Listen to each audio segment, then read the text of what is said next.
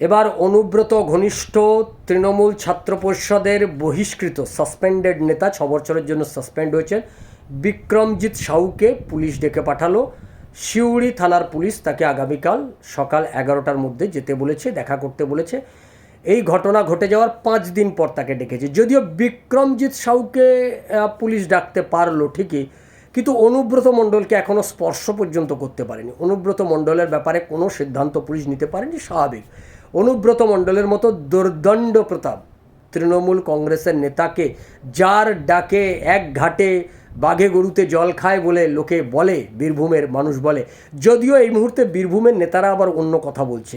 অনুব্রত মণ্ডলের বিরোধী গোষ্ঠী যারা, তারা এই কথা বলছে যে অনুব্রত মণ্ডলের আসলে এই কেস খেয়েছে কারণ ধর্মের কল বাতাসে নাড়ে। তিনি অনেক নড়ে কারণ তিনি অনেককে অপরাধ করাতে চেয়েছেন, অপরাধমূলক কাজ করাতে চেয়েছেন তার অনেক নেতাকে তার নিজের স্বার্থে। সেই অপরাধমূলক কাজে আমরা যারা যুক্ত হইনি তাদেরকে সে রাজনীতিতে কোণঠাসা করেছে, আজকে নিজেই প্যাঁচে পড়ে গেছে। ফলে ধর্মের কল বাতাসে নড়ে। এবং শেষ কথা অনেকেই বলছেন যে আসলে অনুব্রত মণ্ডলের বিনাশকালে বুদ্ধি নাশ হয়েছে। তৃণমূল কংগ্রেসের মধ্যে অনুব্রত মণ্ডলের ভাবমূর্তি নষ্ট হয়েছে।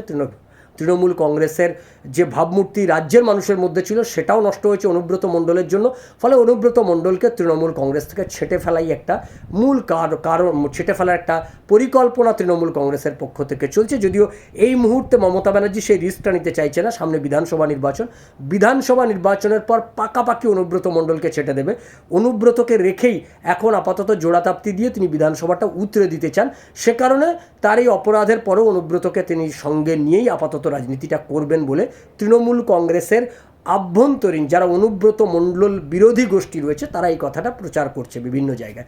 সেক্ষেত্রে সত্যি মমতা ব্যানার্জি অনুব্রত মণ্ডল তার আদরের কেষ্টকে বিধানসভা নির্বাচনের পর ছেঁটে দেন, নাকি বিধানসভা নির্বাচনের পর আরও আদর করে আরও বেশি গুরুত্বপূর্ণ জায়গা দিয়ে দেন কাজল শেখকে ছেঁটে দিয়ে?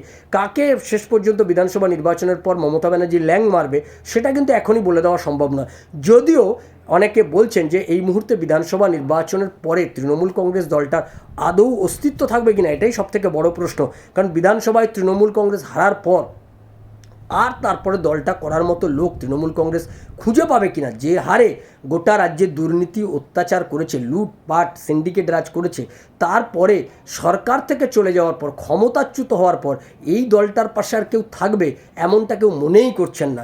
প্রত্যেকেই দল পাল্টে বিভিন্ন রাজনৈতিক দলে তারা আশ্রয় খুঁজবে, শেল্টার নেবে, আর যারা সেটা পারবে না রাজনৈতিকভাবে সন্ন্যাস নিয়ে নেবে। এটাই তৃণমূল কংগ্রেসের শেষ পরিণতি বলে অনেকে মনে করছেন।